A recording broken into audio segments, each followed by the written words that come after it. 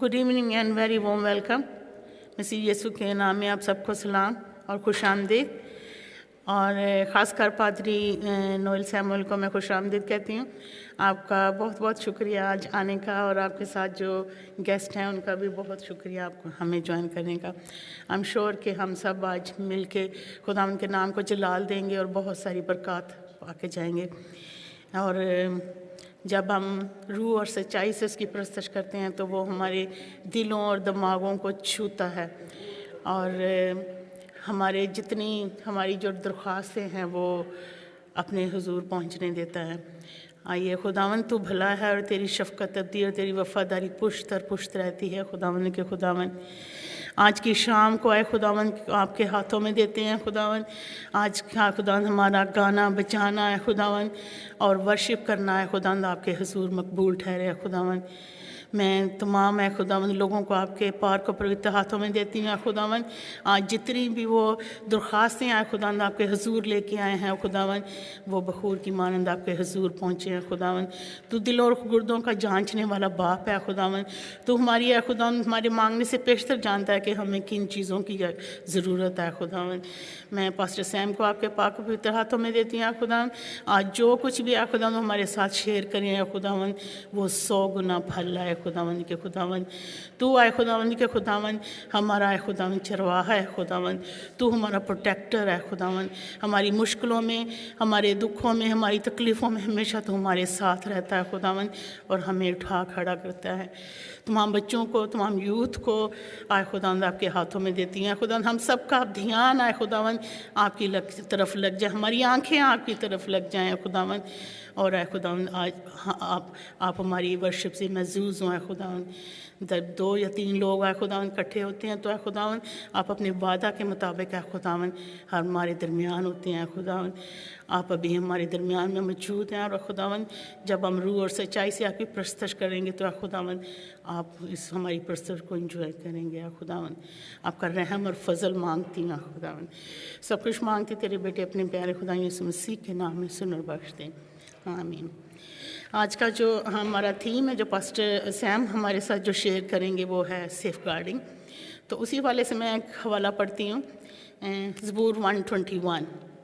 वो अक्सर हम पढ़ते हैं कि मैं अपनी आंखें पहाड़ों की तरफ उठाऊँगा, मेरी कुम्म कहाँ से आएगी।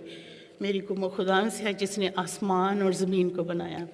वो तेरे पाँव को फिसले न देगा, तेरा मुहाफ़िज़ ऊँघने का नहीं।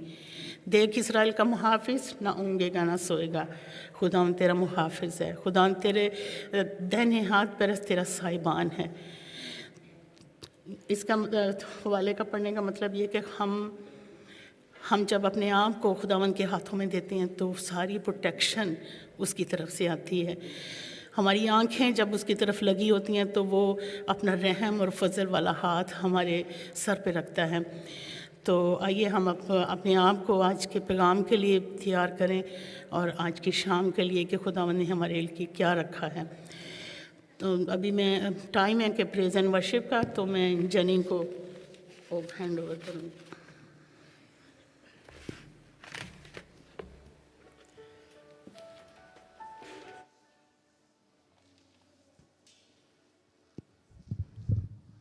Good evening everyone.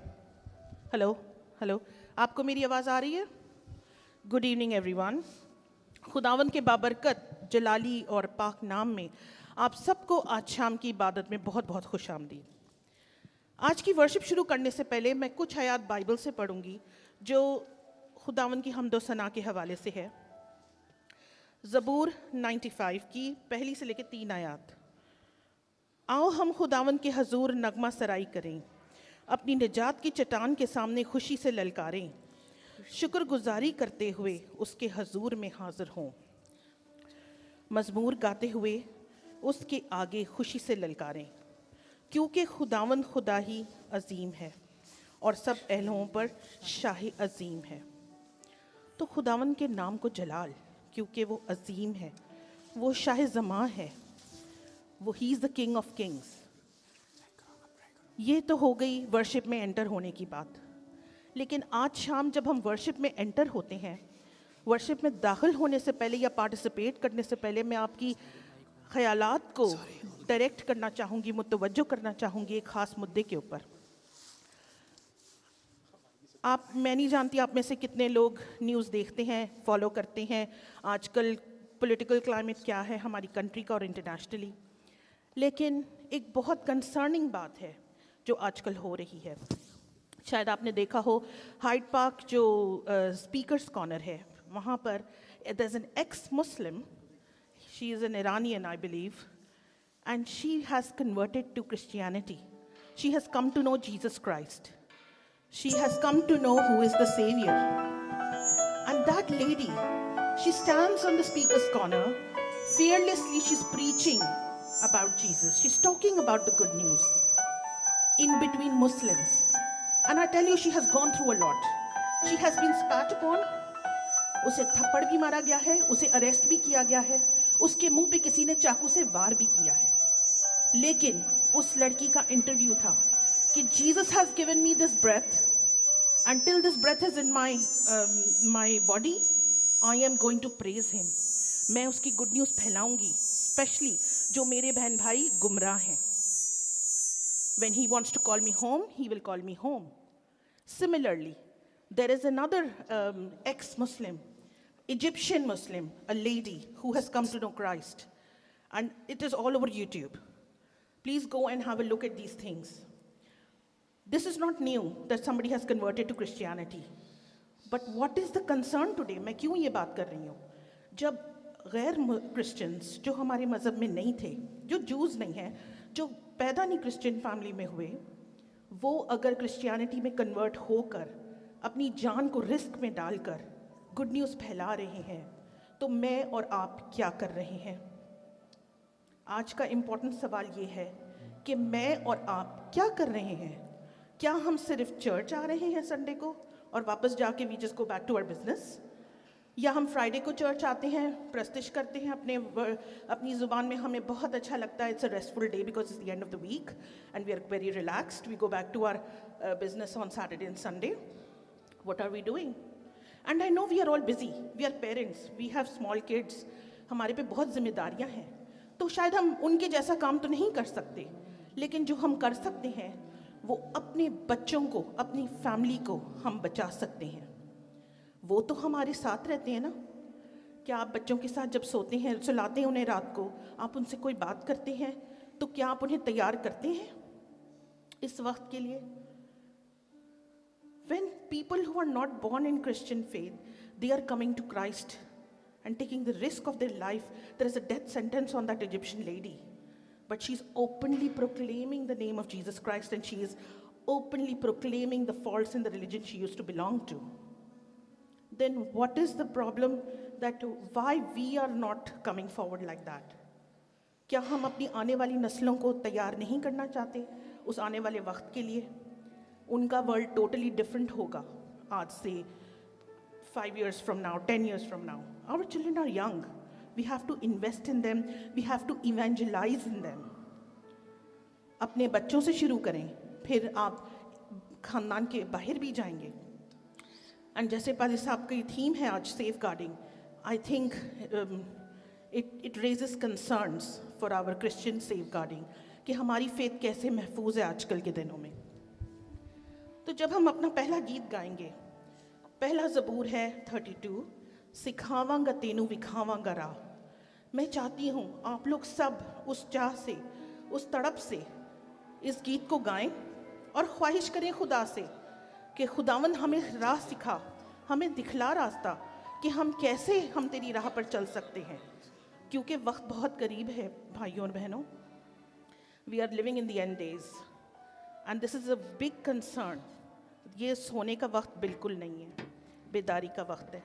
तो आइए अपने कदमों पर खड़े होएं और गाएं, सिखावांगा तेनू विखावांगा राह, मेरी अखियाँ तेनू वेखन सदा. ये खुदावन का प्रॉमिस है कि उसकी आंखें सदा हमें देखती रहेंगी.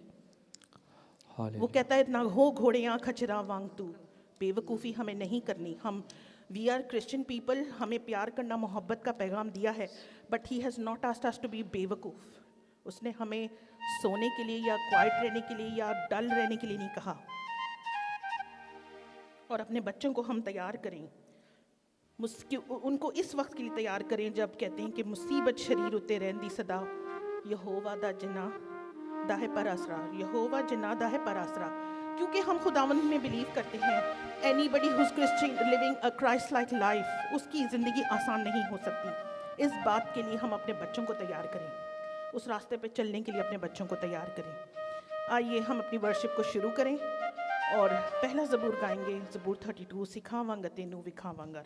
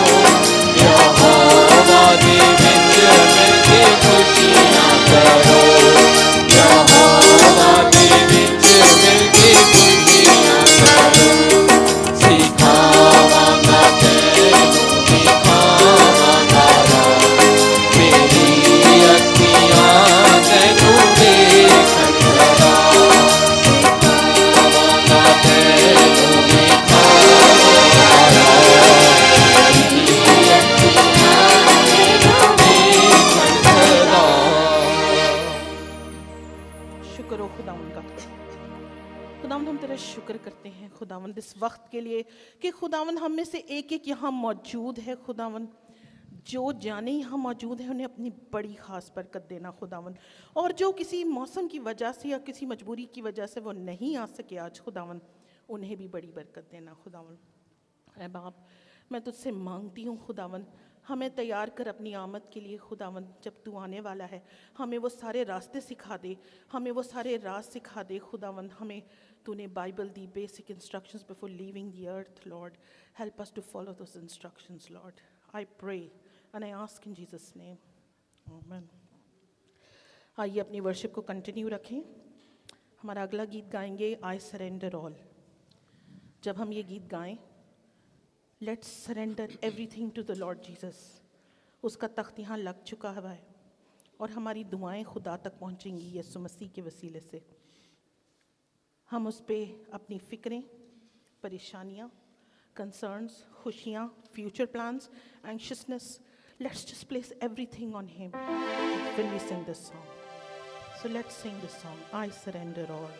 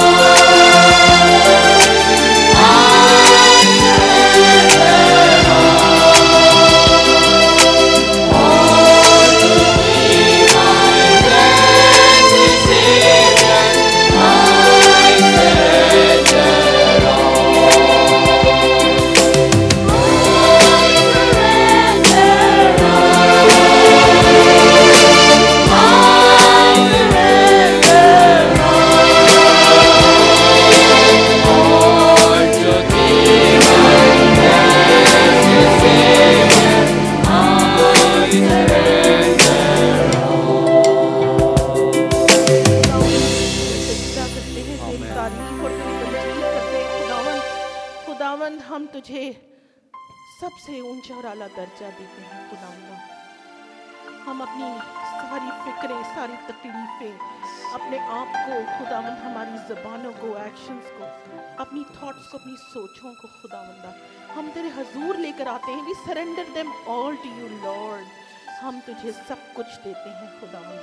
तू आ और हमें रिसीव कर अपने ओपन आर्म्स से। हमारी गलतियां, नादानियां माफ़ कर खुदावंद। हम तेरे बच्चे हैं खुदावंदा। हम तुझसे प्यार करते हैं खुदावंद, और सिर्फ तुझी से प्यार करते हैं खुदावंद। तू ही हमारा खुदा है। हम ईमान रखते हैं कि तूने अपना इकलौता बेटा बख्श दिया। उसने हमारी गुनाहों की खातिर जान दी और उसके लहू के वसीले से हम बचाए जाते हैं खुदावंदा। हम तेरा किंगडम क्लेम करते हैं उस ब्लड के वसीले से Lord. We claim the kingdom of heaven Lord. हमारी गलतियां, खताएं हमारे रास्ते में ना आए खुदावंदा। हमें कभी भी पीछे ना हटने दें, तेरे कलाम से दाएं ना बाएं मुड़ने दें खुदावंदा। हम तुझसे मांगते हैं खुदावंद, अपना पाक रूह भेज और हम में से एक एक को मसा कर खुदावंदा। मैं तुझसे मांगती हूँ खुदावंद, हम सब के लिए मांगती हूँ, तेरी बड़ी खास बढ़कर मांगती हूँ सब कुछ तेरे प्यारे बेटे यीशु मसीह के वसीले से। खुदावंद का शुक्र हो इस प्रेज एंड वर्शिप के वक्त के लिए। हम अपनी वर्शिप का आखिरी सॉन्ग गाएंगे इसी तरह से। खुदावंद तेरी सना हो, खुदावंद तू है जलाल।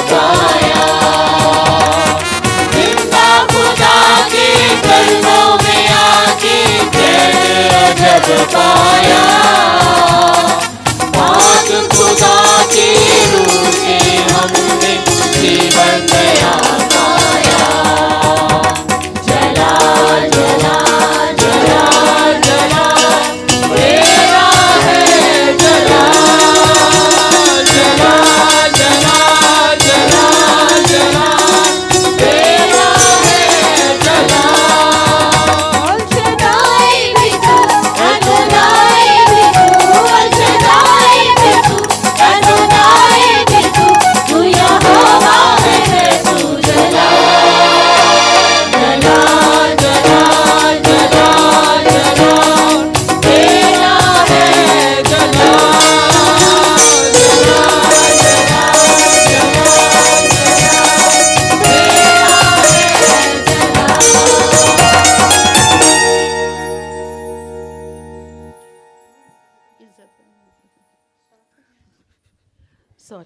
खुदावंद हम तेरा शुक्र करते हैं।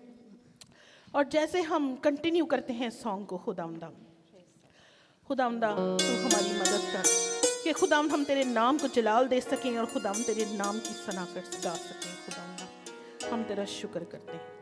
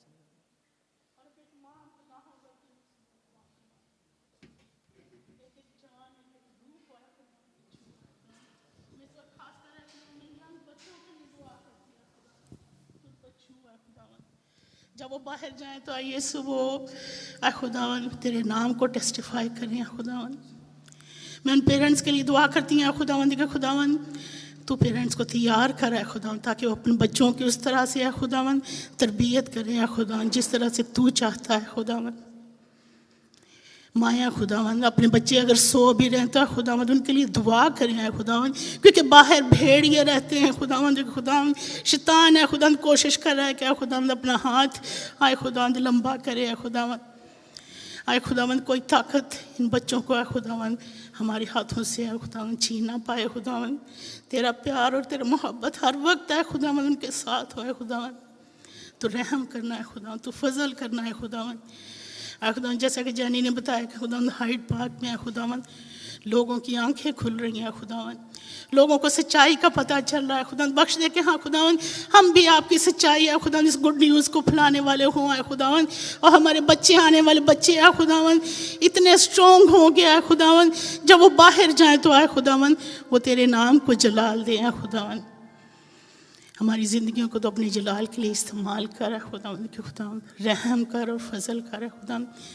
आज की शाम है खुदावन बरकतों वाली शाम हो खुदा। मैं शुक्रिया अदा करती हूँ खुदा नदीम के लिए खुदावन जो कि खुदा सुदान में है खुदावन तेरे नाम को है खुदावन जलाल दे रहा है खुदावन। पूरी टीम को है खुदावन आप संभालना है खुदावन।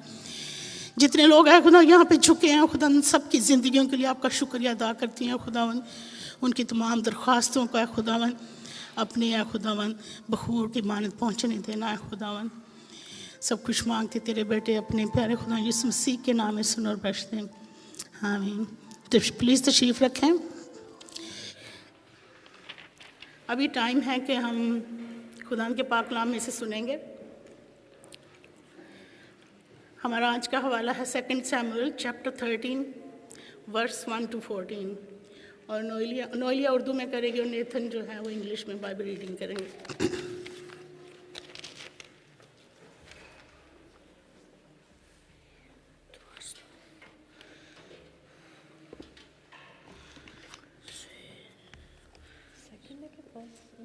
First Samuel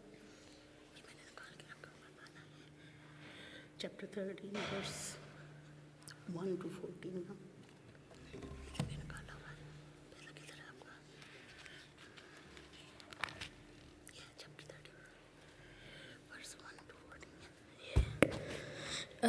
First Samuel chapter 13 verse 1 to 14. Saul was 30 years old when he became king, and he reigned over Israel. Second Samuel, sorry. Second Samuel.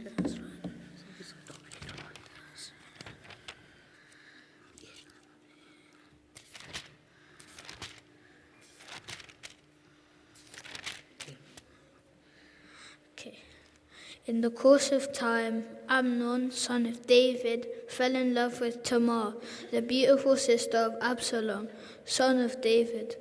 Amnon became so obsessed with his sister Tamar that he made himself ill. She was a virgin, and it seemed impossible for him to do anything to her. Now Amnon had an advisor named Jonadab, son of Shimeah, David's brother. Jonadab was a very shrewd man. He asked Amnon, "Why do you, the king's son, look so haggard morning after morning? Won't you tell me?"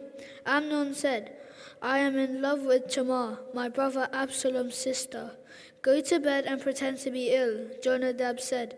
"When your father comes to see you, say to him, 'I would like my sister Tamar to come and give me something to eat. Let her prepare the food in my sight so I may watch her and then eat it from her hand.'" So Amnon lay down and pretended to be ill. When the king came to him, Amnon said to him, "I'd like my sister Tamar to come and make some special bread in my sight, so I may eat from her hand." David sent word to Tamar at the palace, "Go to the house of your brother Amnon and prepare some food for him." So Tamar went to the house of her brother Amnon, who was lying down. She took some dough, kneaded it, made the bread in his sight, and baked it. Then she took the pan and served him the bread, but he refused to eat.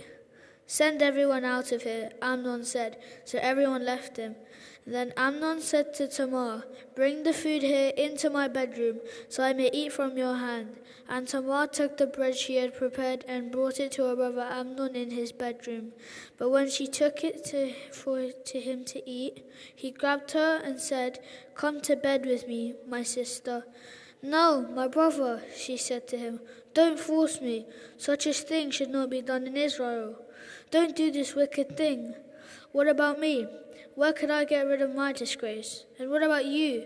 You would be like one of the wicked fools in Israel. Please speak to the king. He will not keep me from being married to you." But he refused to listen to her, and since he was stronger than her, he raped her. This is the word of the Lord. Thanks be to God. Amen.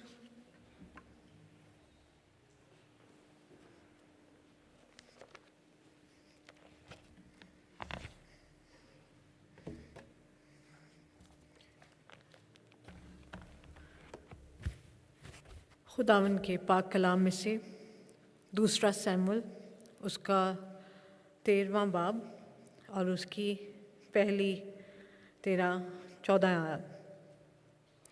और उसके बाद ऐसा हुआ कि दाऊद के बेटे अबीसलूम की एक खूबसूरत बहन थी जिसका नाम तिमर था।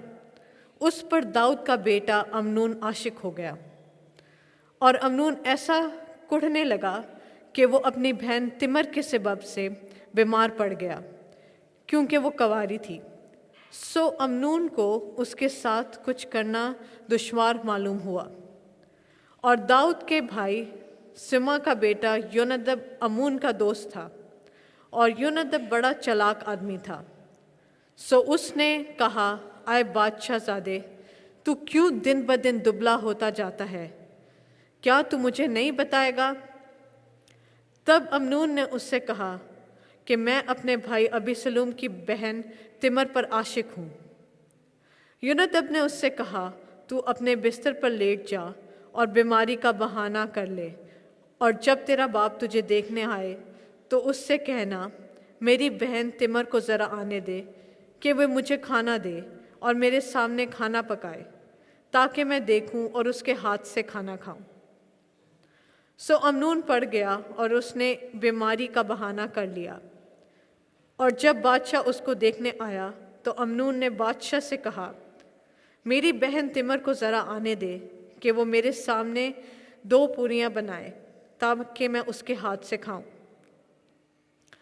सो दाऊद ने तिमर के घर कहला भेजा कि तू अभी अपने भाई अमून के घर जा और उसके लिए खाना पका। सो तिमर अपने भाई अमून के घर गई और वो बिस्तर पर पड़ा हुआ था, और उसने आटा लिया और गूंधा और उसके सामने पूरियां बनाई और उनको पकाया, और तवे को लिया और उसके सामने उनको उंडेल दिया। उसने खाने से इनकार किया। तब अमनून ने कहा कि सब आदमियों को मेरे पास से बाहर कर दो। सो हर एक आदमी उसके पास से चला गया। तब अमनून ने तमर से कहा कि खाना कोठरी के अंदर ले आ, ताकि मैं तेरे हाथ से खाऊं। सो तमर वो पूरियां जो उसने पकाई थीं उठाकर उनको कोठरी में अपने भाई अमून के पास लाई, और जब वो उसको उसके नज़दीक ले गई कि वो खाए, तो उसने उससे पकड़ लिया और उससे कहा कि आए मेरी बहन, मुझसे वसल कर। उसने कहा, नहीं मेरे भाई, मेरे साथ जबर ना कर, क्योंकि इस्राएलियों में कोई ऐसा काम नहीं होना चाहिए, तो तू ऐसी हमाकत ना कर, और भला मैं अपनी रसवाई कहाँ ले फिरूंगी, और तू भी इस्राएलियों में अहमकों में से एक की माने ठहरेगा। सो तू बादशाह से अर्ज़ कर, क्योंकि वो मुझको तुझसे रोके नहीं रखेगा। लेकिन उसने उसकी बात ना मानी, और चूंकि वो उससे ज़ोरावर था, इसलिए उसने उसके साथ जबर किया और उससे सोबत की। खुदावंद की बरकत उसके पाकलाम के पढ़े और सुने जाने पर हो। आमीन।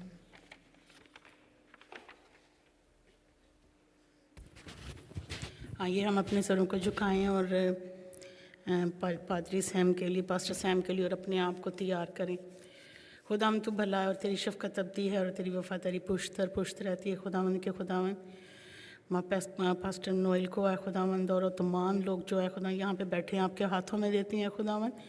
आज का जो पाकलाम है खुदावंद आपने हमारे लिए रखा है खुदावंद, 100 गुना फल लाए खुदावंद, हमारे खुदावंद दिलों और गुर्दों को छूने वाला खुदावंद। सब कुछ मांगती तेरे बेटे अपने प्यारे खुदा यीशु मसीह के नाम में सुन और बख्श दे। आमीन। पास्टर सैम को हम वेलकम करते हैं।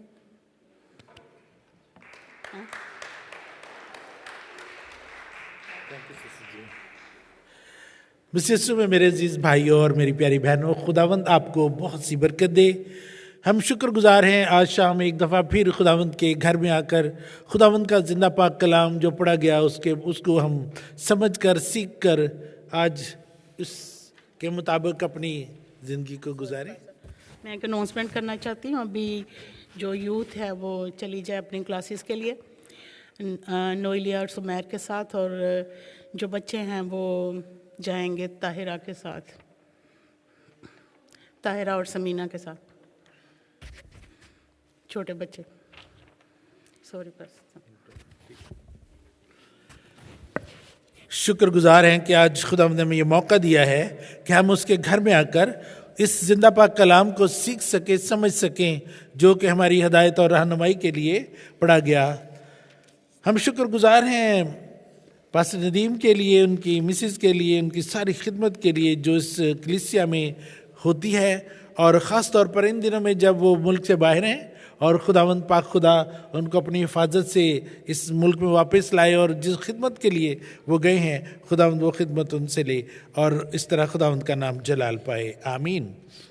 अजीज़ भाई और मेरी प्यारी बहनों, आज एक बड़ा ख़ास टॉपिक और बड़ा सेंसिटिव टॉपिक जो लेकर आपके साथ आज मैं खुदावंद का कलाम शेयर करना चाहता हूँ, वो ये है कि आज कलीसिया को जिस तरह से बैरूनी खतरे से ज़्यादा अंदरूनी खतरात जो है वो कलीसिया को घिरे हुए हैं, और बहुत सी ऐसे एग्जाम्पल्स और ऐसी न्यूज़ हमारे सामने आई जिसकी वजह से हमें लगा कि ये क्या हो रहा है चर्चिज़ के अंदर और चर्चिज़ के बाहर। और इन तमाम हालात को देखते हुए आज मैंने ये खुदावंद मुझे ये कलाम दिया और मैं उसको पढ़ रहा था, और मैंने सोचा कि मैं आज आपके साथ ये शेयर करूंगा।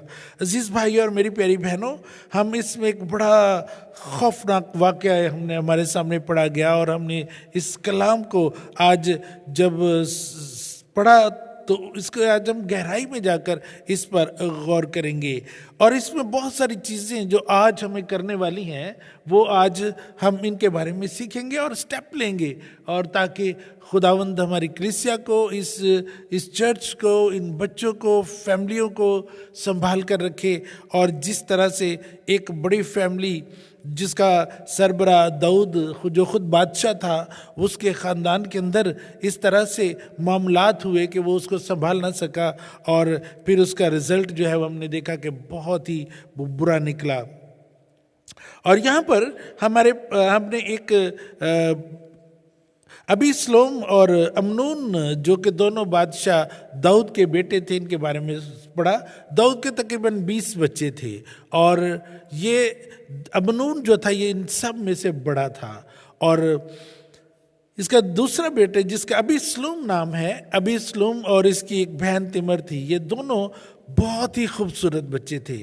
और अबीसलोम के बारे में उसकी खूबसूरती, वो कितना हैंडसम था, कितना बड़ा, कितना जवान था, उसके बारे में अगर आप 14वें चैप्टर को जाकर पढ़ें इसी किताब में तो आपको पता चलेगा कि जब वो घर से बाहर निकलता था तो उसके पास एक रथ होता था जिसमें 2 घोड़े लगे होते थे, और वो ऊपर खड़ा होकर जब घोड़े दौड़ाकर यरूशलेम की गलियों में से गुजरता था, और उसकी कद्दावर शख्सियत और लंबे सुनहरी बाल हवा में जब उड़ते थे तो लोग देखने के लिए अबीसलोम को रोड्स पर आ जाते थे।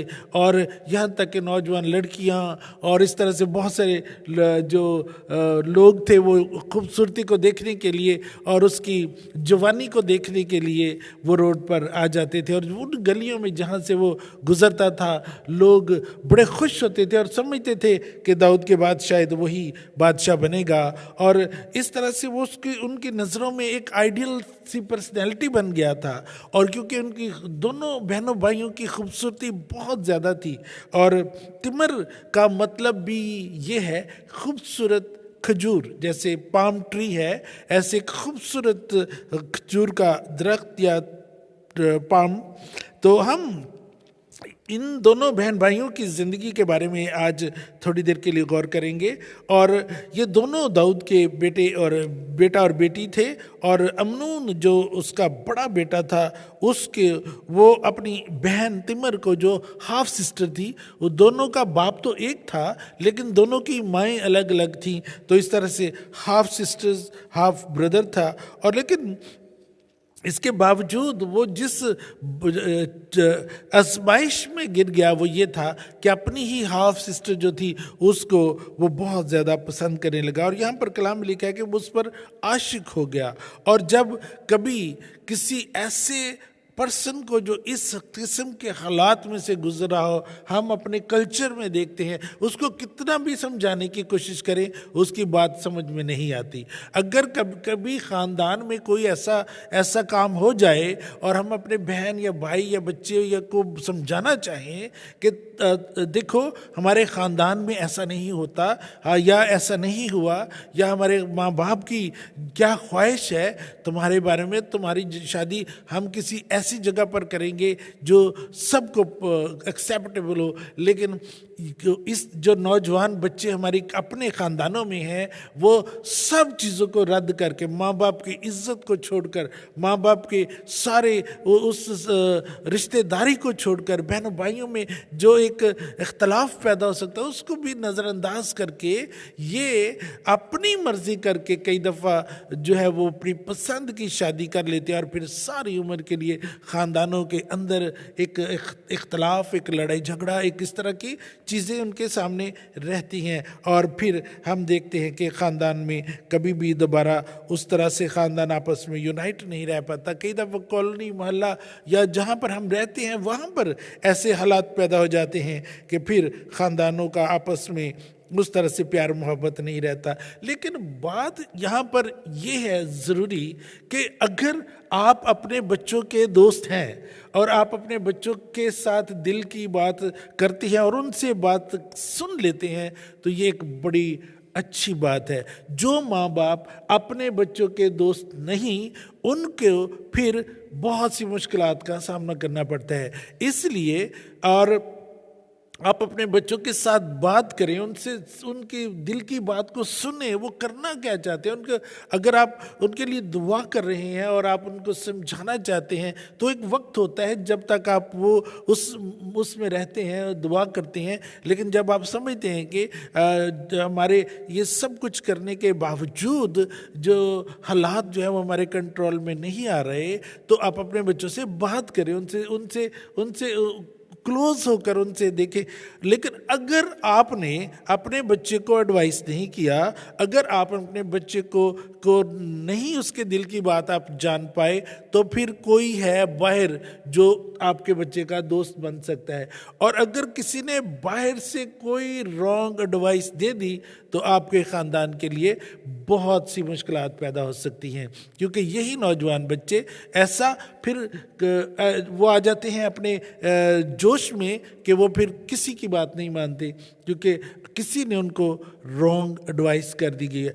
यहाँ पर भी ऐसे ही हुआ कि अमनून का एक और जो कज़न था, दाऊद का भाई समा, उसका बेटा जो था, ये लिखा है कि ये बहुत चालाक आदमी था। यूनदब बहुत ही चालाक और क्राफ्टी किस्म का इंसान था। उसने ये सोचा कि इस ख़ानदान में अब दरार डालने का मौका आ गया है। उसने उससे कहा, भाई तू क्यों परेशान है, भाई तेरा मुंह क्यों बिगड़ा हुआ है, तू क्यों बीमार लगता है। और उसके अंदर की बात उसने निकलवा ली और उसको पता चल गया कि अमनून अपनी ही जो बहन है उसको पसंद करता है। और यहाँ पर आकर उसने उसको एडवाइस की कि तू ऐसे कर, तू बीमारी का बहाना कर ले और अपनी कोठरी में चला जा या और अपने रूम में चला जा, तू बीमारी का बहाना कर, और जब तेरे बाप को पता चलेगा तो फिर तू उसे कहना कि मेरी जो बहन तिमर है उसको भेज के वो रोटी पकाकर मुझे खिलाए, तो मैं फिर ठीक हो जाऊंगा। ऐसा ही हुआ। जैसे दाऊद को पता चला कि उसका बड़ा बेटा अमनून बीमार है और अपने कमरे में है, और उसका पता करने के लिए वो आ गया और उसने अपने बेटे से पूछा क्या प्रॉब्लम है। उसने बताया कि मैं बहुत सख्त बीमार हूँ, मुझे अभी मैं आराम कर रहा हूँ अपने घर में, और उससे रिक्वेस्ट की कि मैं ठीक हो सकता हूँ अगर तू तिमर को मेरे पास भेज दे और वो आकर मेरे लिए रोटी बनाए और मैं रोटी खाकर ठीक हो जाऊँगा। सलाह में बहुत से मेडिकल प्रोफेशन के लोग रहते हैं, नर्सिस हैं और काफ़ी लोग हैं जो यहाँ पर आप मुझे बताएं कि ऐसे कौन सी बीमारी है कि जो रोटी खाकर इंसान ठीक हो जाता है। कोई ऐसी बीमारी है, कोई ऐसा उसके अंदर कोई कैप्सूल है या उसके अंदर कोई विटामिन ऐसी हैं कि असल में उसने अपने बाप को ट्रैप कर लिया। बाप ने अपने बच्चे की बात मान ली। और बाप, दाऊद भी एक बादशाह था, समझदार आदमी था, उसको भी समझने की ज़रूरत थी कि ऐसी कौन सी चीज़ है जो ये खाएगा और ये ठीक हो जाएगी। या तो कोई मेडिसिन हो, कभी क्या तिमर को पता है कि उसको कैसे बनाया जाता है। हमारे घरों में हमारी बहनें रेमेडी बनाती हैं, ख़वातीन कुछ ना कुछ नुस्खे उनके पास होते हैं, और इस तरह से वो कुछ ना कुछ कहती है कि हम इसको ऐसे कर लेंगे ऐसे। तो सोच में आता है कि चलो ठीक है जी, कोई ऐसी कोई रेमेडी होगी जो ये बनाएगी और वो ठीक। तो उसने तो सिंपल रोटी बनानी थी और दाऊद ने अपनी बेटी को उसके पास भेज दिया, और ये घर में अपने नौकरों के साथ रहता था, जिस जगह पर, जिस पैलेस के हिस्से में, वहाँ पर उस अपनी जो दाऊद की बेटी तिमर थी उसने उसको भेजा, और वो उसने जाकर उसके लिए रोटी बनाई। अब वो कहता कि ये रोटी लेकर मेरे बेडरूम में आ जा, और वो रोटी उसने लेकर वो उसके बेडरूम में चली गई। उसको तो लगा ये मेरा भाई है, लेकिन उसने इस मौके से फ़ायदा उठाकर घर में जितने भी लोग थे उन सबको घर से बाहर भेज दिया, और उसने इस अपनी बहन के साथ उसने जबर किया, ज़्यादती की, और जिसका नतीजा ये निकला कि ये बहन जो थी इसकी इज़्ज़त लुट गई।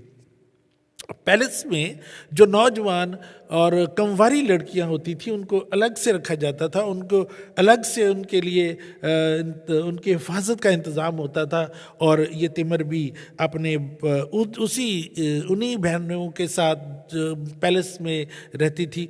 और इनके लिए इस कलाम में लिखा कि सब बड़ा खूबसूरत ड्रेस पहना हुआ था। हाँ, नौजवान लड़कियों को बड़े फूलदार और बड़े खूबसूरत ड्रेसेस उनको शहजादियों को पहनाए जाते थे, उनका ख्याल रखा जाता था, उनकी ब्यूटी का ख्याल रखा जाता। तो इस तरह से ये सब कुछ हो रहा था। लेकिन यहाँ पर क्या होता है कि अभी इस सलूम की जो बहन तिमर है वो उसकी इज़्ज़त उसके ही एक भाई की वजह से लुट गई। और फिर हम ये देखते हैं कि अब होता ये है कि जब इंसान के सर पर खून सवार हो जाता है, या जब उसके ऊपर कोई चीज़ के कंट्रोल में वो आ जाता है, वो बड़ा दर्दनाक सीन होता है। मैं गुजरांवाला जेल में मुझे जाने का इत्तेफाक हुआ। ईस्टर का टाइम था और हमने एक खाना बनवाया, हमारी यूथ ने, और हमने वो खाना लेकर हम जो ईस्टर के मौके पर जेल में गए, और जो क्रिश्चियन कैदी थे उनको हमने वो खाना देना था। और हमें पता चला कि यहाँ पर जो डेथ वाली जो कोठरी होती है, मौत वाली कोठरी, जिनको सजाए मौत देनी होती है, उनको अलग कोठरियों में रखा जाता है। और हमें पता चला कि क्रिश्चियन बंदा, वो जो कैदी है, वो इस कोठरी में है जहाँ पर वो कैद है। हम उसके पास भी गए, खाना उसको खिलाया, उसके साथ बैठे। बड़ा रीजनेबल आदमी लग रहा था। हमने सोचा इसकी स्टोरी सुनते हैं, क्या गवाही क्या इसकी। उसने कहा कि हमारी एक बहन थी, वो उसने अपनी मर्जी से शादी कर ली और हमारे घर से भाग गई। और नौजवान लड़का था, कोई हमारे मोहल्ले में रहता था, वो उसको लेकर भाग गया। और कहते हैं कि उसकी वजह से हमारी बड़ी बेइज्जती हुई। मेरे माँ बाप को मोहल्ले में रहना बहुत मुश्किल हो गया। हर एक जिधर से जाते थे लोग आवाज़ें लगाते थे, जिधर से जो लोग आपस में बातें करते, इसकी बेटी थी वो जो भाग गई है इसके से। तो कहता है कि ऐसे ही मेरे लिए भी था। मैं नौजवान यंग बंदा था जब मुझे दोस्त मुझे मजाक करते थे, और जो मोहल्ले में अक्सर लोग हमारी बातें करते रहते थे। कहते हैं कि ये बड़ा हमारे ऊपर बड़ा दर्दनाक किस्म का मौका था। कहते हैं कि एक दिन क्या हुआ, मुझे पता चला कि मेरी माँ अपनी बेटी से मिलती है और वो कभी कभी मिलने जाती थी। आहिस्ता आहिस्ता हालात ठीक हो गए उनके, यानी कि 3-4 साल हो गए। बेटी को माँ का पता चला, माँ को बेटी का पता चला, वापस में मिलना शुरू उन्होंने कर दिया। उसने फिर आकर अपने हस्बैंड को, यानी कि बेटी का जो बाप था, उसको बताया कि हमारी बेटी वहाँ पर रहती है, चलो किसी दिन मिल के आते हैं। और बाप का उसने दिल मूम कर लिया और बाप भी गया और वो जहाँ पर, लेकिन उन्होंने अपने बेटे को नहीं बताया था जो ये काल कोठरी में पड़ा था, इसको नहीं बताया था क्योंकि ये गुस्से वाला था, जवान भी था। इन्होंने कहा कि अभी इसको नहीं बताते, पहले हम वो जाते थे अपनी बेटी के बच्चों से मिलते थे और इस तरह से उनके घर में आना जाना हो गया। एक दिन उसके बाप ने अपने बेटे से बात की। उसने कहा, बेटा देख, बहुत टाइम हो गया है और अब लोगों ने जो कुछ कहना था वो कह भी दिया। हमारी बेटी अपने घर में बस रही है। वो नौजवान लड़का जो ले गया था उसको, वो दोनों उनके बच्चे हैं और ख़ानदान जो है वो पल रहा है, हमें हमें आहिस्ता आहिस्ता उनके साथ जो है ना वो दोस्ती करनी, यानी कि हालात को फिर से करने के लिए उसको अपने घर में कभी कभी आने की इजाज़त देनी चाहिए। बेटे को बहुत गुस्सा आया, उसने कहा ऐसा हो नहीं सकता, लेकिन फिर उसने अपने माँ और बाप को देखा कि वो खुश हैं अपनी बेटी से कभी मिल के, तो इसको भी एक दिन फिर वो ले गए और अपनी बहन को मिला, उसको बड़ा बहन से बड़ा प्यार था। और फिर इसने अपने वो जो उसका हस्बैंड जो था, इसका जीजा जो, उसको भी मिला, और फिर क्या हुआ कि इनका आपस में वो पैचअप हो गया। ये भी कभी कभी अपनी बहन के घर जाता था और कभी कभी अपनी बहन के घर में जाकर रहता भी था, और इस तरह से उनके बच्चों से भी मिलना। कहता है एक रात क्या हुआ, कहता कि मैं बेड पर सोया हुआ था, सेन में चारपाइयाँ लगाई हुई थी गर्मियों के मौसम में, और कहता है कि एक रात में हम सब सोए हुए थे, मेरा जीजा, मेरी बहन, उनके 4 बच्चे। कहता है मेरी भी एक चारपाई थी, मैं उस पर सोया हुआ था। कहता है कि रात के वक्त मेरी आँख खुल गई, मैं उठकर बैठ गया। मैं बैठा हुआ था तो बस मेरे जहन में कुछ, मुझे नींद नहीं आ रही थी। कहते मैंने जब ऐसे गर्दन मोड़ के देखी तो मैंने देखा कि मेरा जीजा है, उसके साथ मेरी बहन, उसके आगे 4 बेड और लगे हैं, 4 पहिया, उन पर बच्चे पड़े हुए हैं। तो कहता है मैंने जब वो अपने जीजा को देखा, मैं उस सारी फिल्म मेरे माइंड में चल गई। कहते ये है वो पर्सन जिसकी वजह से हमारी बदनामी हुई थी, ये है वो आदमी जो मेरी बहन को भगा कर ले गया था, जिसने हमारी इज्जत पर हाथ डाला था। कहते वो ख्यालात तो मेरे अंदर से ऐसे निकल रहे थे। कहते मुझे पता नहीं चल रहा था कि मैं कैसे अपने आप को कंट्रोल करूं। अपने आप को कंट्रोल भी करने की कोशिश कर रहा था कि चलो जो हो गया सो गया। कहते मैं उठा, मैंने उधर एक सेन में ही वो खाना बनाने वाले का उनका किचन विचन था। कहते मेरे हाथ में एक छुरी आई, मैंने वो पकड़ी, मैंने जाकर उस लड़के को मार दी, उसका जो जीजा था। कहता वो उठा और मेरे साथ मुझे अपने आप को बचाना चाहता था, लेकिन वो तो भी उठा ही था। इतनी देर में मैंने 2-3 और छुरियां उसको मार दी। कहता वो गिर गया। उस चीखों पुकार से कहता है मेरी बहन उठी और वो मेरी तरफ भागी। मैंने अपनी बहन को भी 2-3 छुरियां कहता है मार दी। इसके बाद बच्चे भाग उठे। कहते हैं बच्चे जो भी मेरी तरफ आता जाता था, मैं अपना बचाना चाहता था।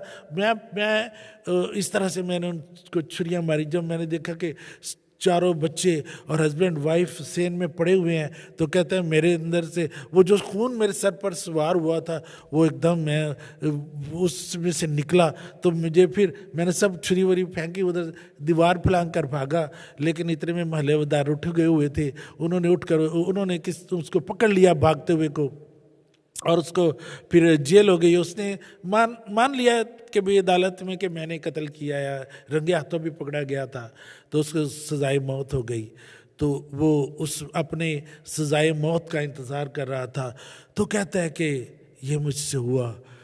तो उसकी स्टोरी में सुनकर मैं बड़ा परेशान हुआ, और लेकिन इससे समझने का मौका ये मिला कि इंसान कभी कभी हालात का इतना शिकार हो जाता है कि उसको अपने आप पर कंट्रोल नहीं रहता। और लेकिन खुदावंद का कलाम है जो हमें तसल्ली देता है, जो हमें खुदा का पाकरू है, जो हमें कंट्रोल करता है। जब हम दुआ करते हैं, जब हम ख़ानदानी मसीही ज़िंदगी गुजारते हैं, तो अजीज़ भाई और मेरी प्यारी बहनों, हमारी ज़िंदगियों का मालिक जो है वो हमारी हिफाजत करता है।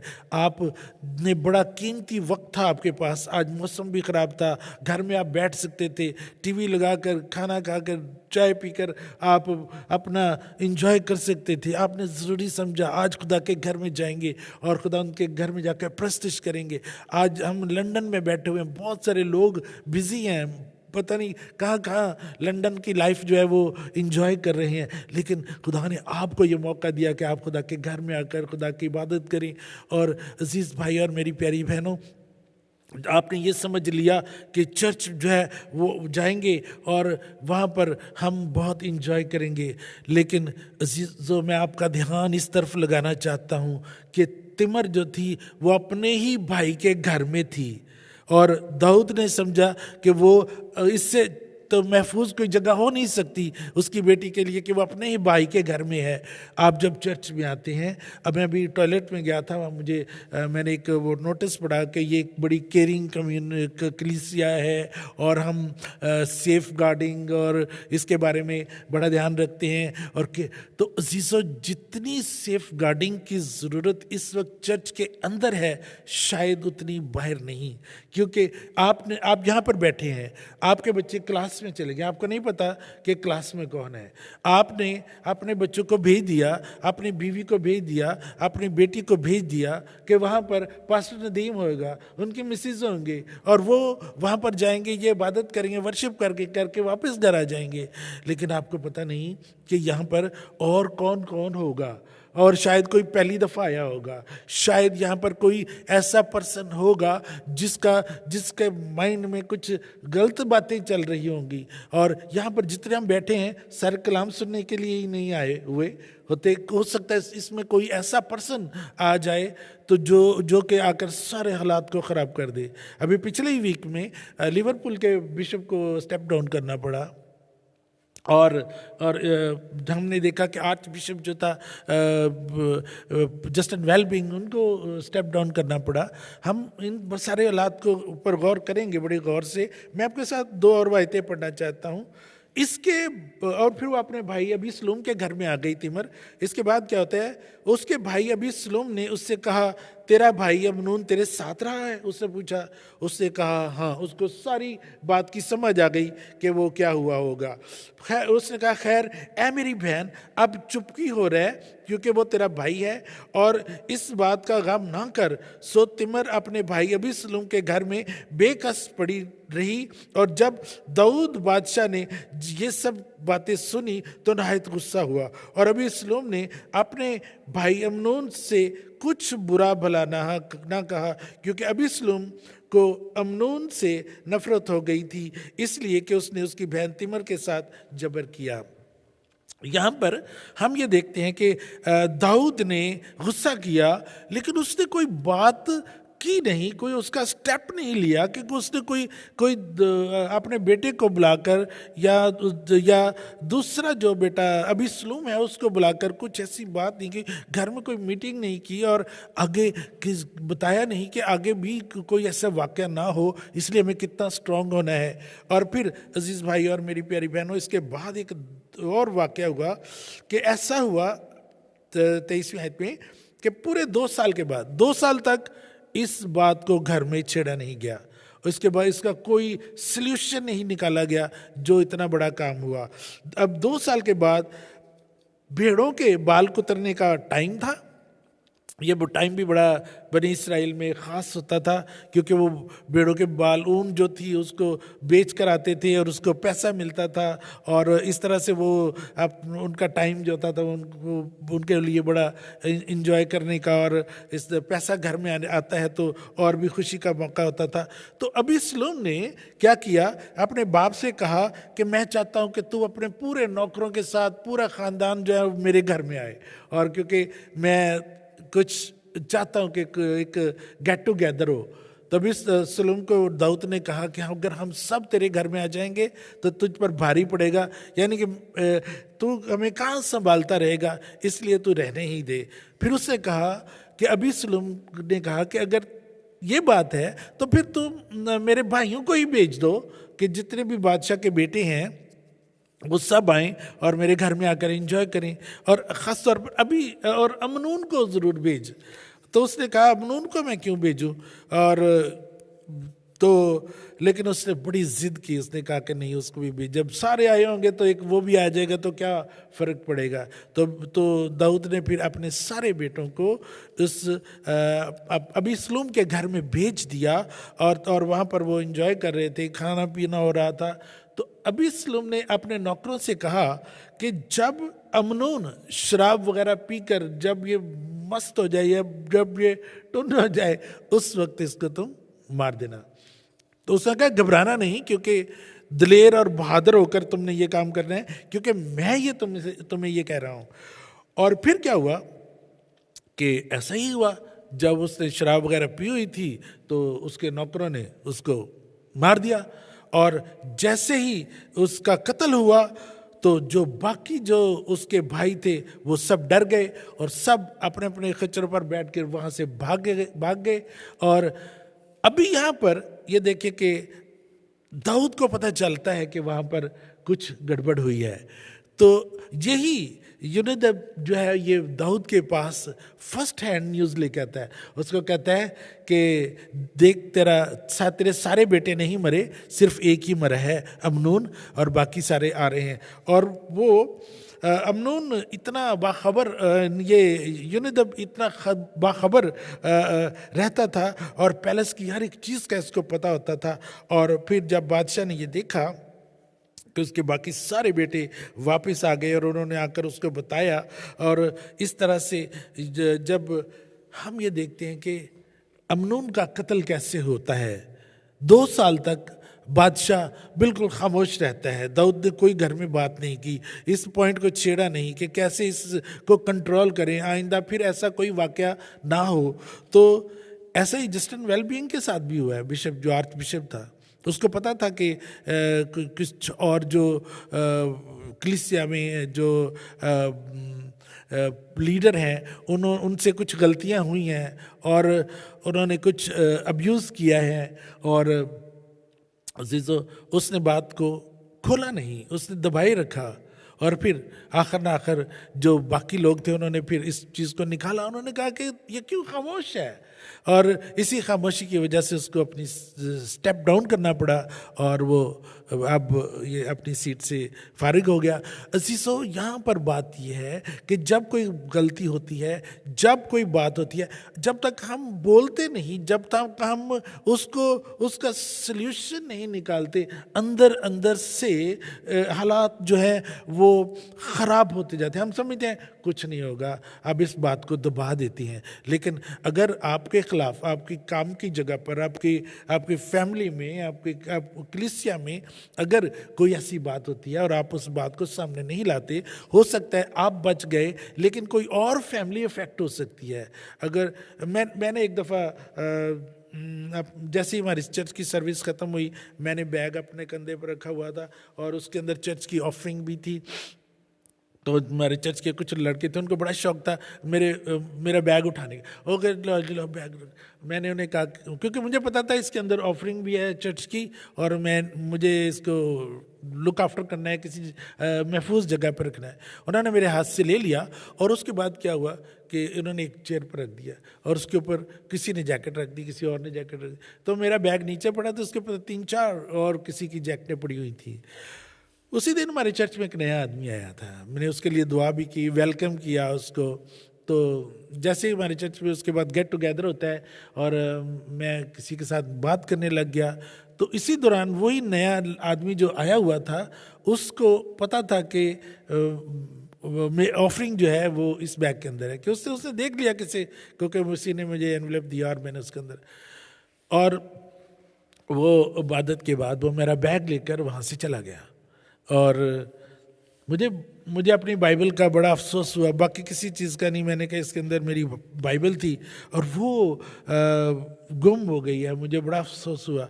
लेकिन दूसरे दिन क्या हुआ, एक पुलिसमैन आया और उसने हमारे चर्च में आकर उसने कहा कि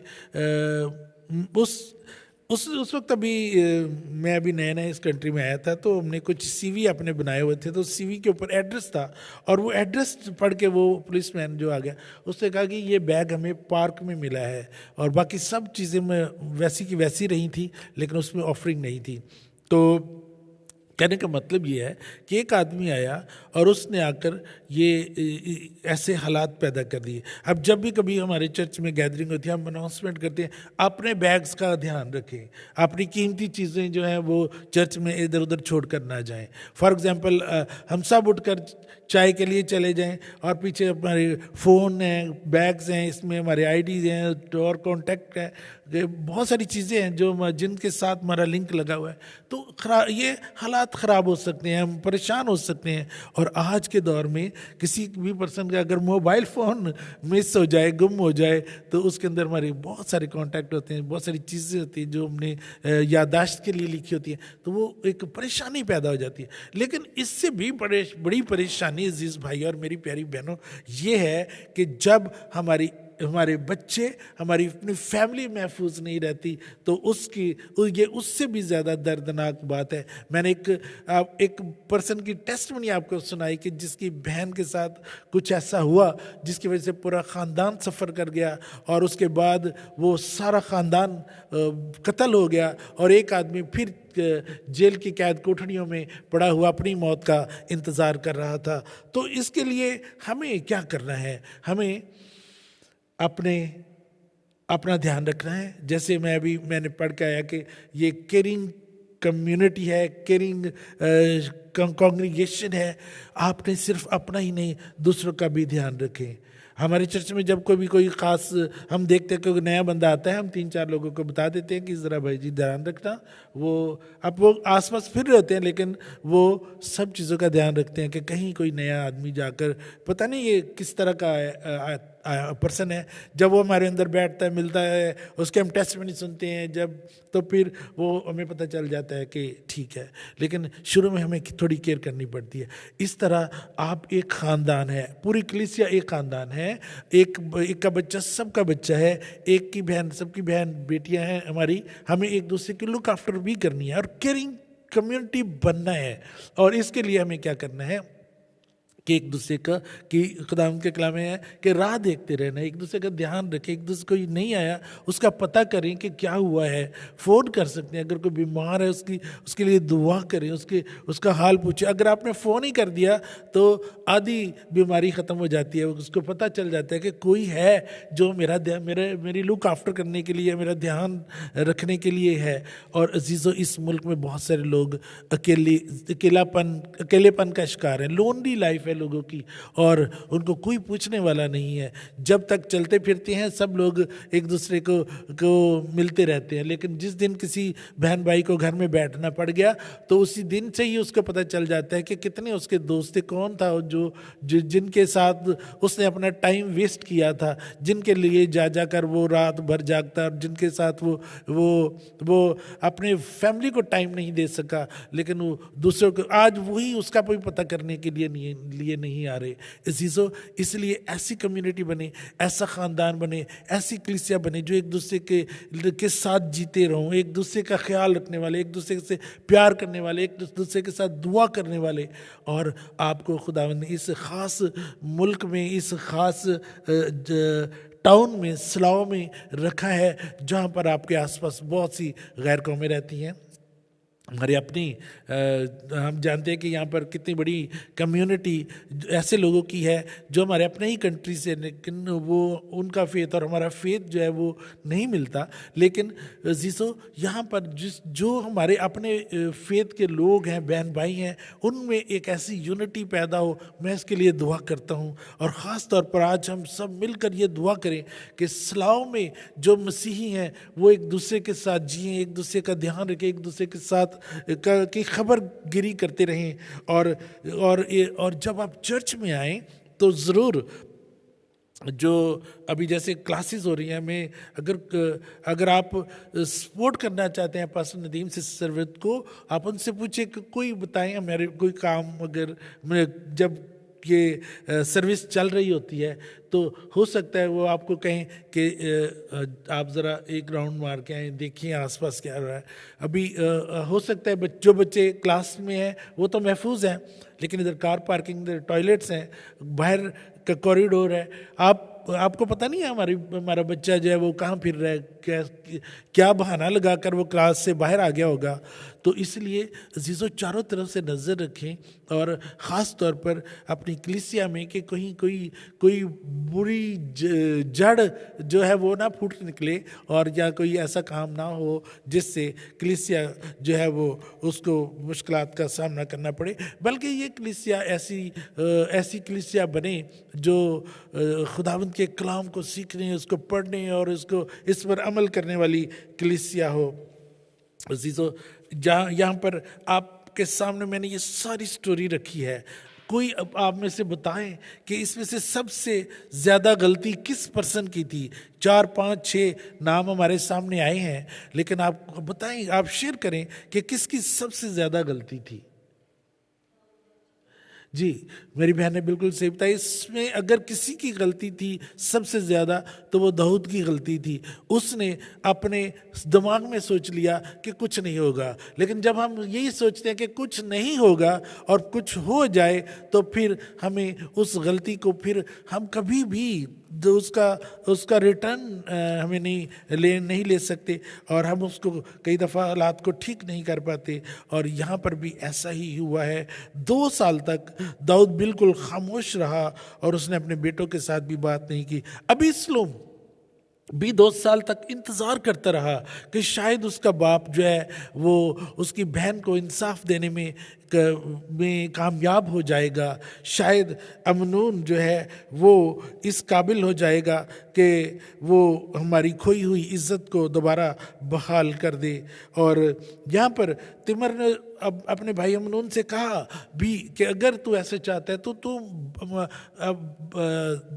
अपने बाप दाऊद से बात कर, हो सकता है कि वो मुझे तुझे दे दे। लेकिन यहाँ पर हम ये देखते हैं कि एक ख़ास बात जो मैं पहले भी शेयर कर रहा था, जब वो उसने इस गुनाह को जो उसके सर पर जो सवार हो गया था और जिसकी वजह से वो बीमारी का डोंग भी रचा रहा था और जिसकी वजह से वो कुछ और करने के काबिल भी नहीं रहा था, वो हर वक्त यही सोचता था कि किसी तरह से ये जो तिमर है उसके हाथ लग जाए। तो अज़ीज़ों यहाँ पर हम ये देखते हैं कि ये ऐसी चीज़ें जो ख़ानदान के अंदर जो ऐसा माहौल पैदा कर देती हैं और जिसकी कीमत फिर पूरे ख़ानदान को अदा करनी पड़ती है। दाऊद से भी ऐसा ही हुआ था जब उसने हत्योरिया की बीवी को अपनी बीवी बना लिया था और फिर उसने अजीज़ों ये फिर ख़ानदान में ये चीज़ें और आती हैं क्योंकि उनको पता चला कि ये ऐसा हो सकता है। इसलिए अपने ख़ानदान को सेट करने के लिए, अपने ख़ानदान के असूल बनाने के लिए हमेशा अपने बच्चों को साथ लेकर उनके साथ अपने ख़यालात को आप उनके साथ शेयर करें। क्योंकि जब आपका बच्चा आपके घर से एक भी स्टेप बाहर ले लेगा तो वो एक 100% ओपन सोसाइटी में चला जाएगा। जब तक आपका बच्चा आपके घर में है, आपकी बेटी बहन बीवी आपके घर में है, आप उस घर के अंदर हमारा अपना रूल चलते हैं, अपने कंट्री के हमारा वो वहाँ पर हमारा अपना कल्चर काम करता है। लेकिन जैसे ही एक स्टेप बाहर चले गए, आपको पता नहीं कि कोई आपके बच्चे बहन बीवी या दोस्त को या आपके हस्बैंड को किस तरफ ले जाए और कैसे वो इन तमाम हालात को से आपका ख़ानदान अफेक्ट हो सकता है। इसलिए अज़ीज़ों आप ख़ानदानी माहौल बनाए रखें। और हम बात कर रहे थे कि इस मुल्क में, ये मुल्क है जिसने पूरी दुनिया में मिशनरीज़ भेजे थे। हमारे अपने मुल्क पाकिस्तान इंडिया में यहाँ से मिशनरी गए, उन्होंने जाकर खिदमत की, बहुत सारे लोगों को खुदावंद के पास ले आने का सबब बने। लेकिन जब वो अपने बच्चों को डिलीवर नहीं कर पाए, शायद वर्ल्ड वार 2 थी या वर्ल्ड वार 1 थी और उसके बाद बहुत सारे जो मिशनरी थे या क्रिश्चियन थे वो शायद वो मर गए इन जंगों के दौरान। लेकिन वो आगे अपने बच्चों को डिलीवर नहीं कर पाए, उनको बता नहीं पाए कि हमारा जिंदा पाक खुदा कौन है, किसको हमने फॉलो करना है, जिसका आज रिज़ल्ट हम ये देख रहे हैं कि इस मुल्क में बहुत सारे जो जो गोरे हैं वो फुटबॉल देखने वाले ही हैं, और वो इसके अलावा उनके पास उनको पूछे तो वो कहते हैं कि हम क्रिश्चियन नहीं हैं, हम प्रैक्टिसिंग नहीं हैं। तो ये बात है कि उनके माँ बाप उनको बता नहीं सके, वो इस जहान से चले गए और अब उनके पास ओपन आज़ाद ज़िंदगी थी, उन्होंने जैसा उनको अच्छा लगा वो उन्होंने किया। और साउथ हॉल में हमारे जहाँ पर हमारा चर्च है वहाँ पर एक बहुत बड़ी मस्जिद भी है। अगर कभी हम वहाँ से गुजरें, गाड़ी खुलती है 7 सीटर, अंदर से 4, 5, 6 बच्चे भागकर बाहर निकले, सब ने टोपियां पहनी, हाथ में सिपारा पकड़ा, मस्जिद के अंदर की तरफ जाते हैं। और वो बच्चे तैयार हो रहे हैं। उन बच्चों का मुकाबला किन के साथ होगा?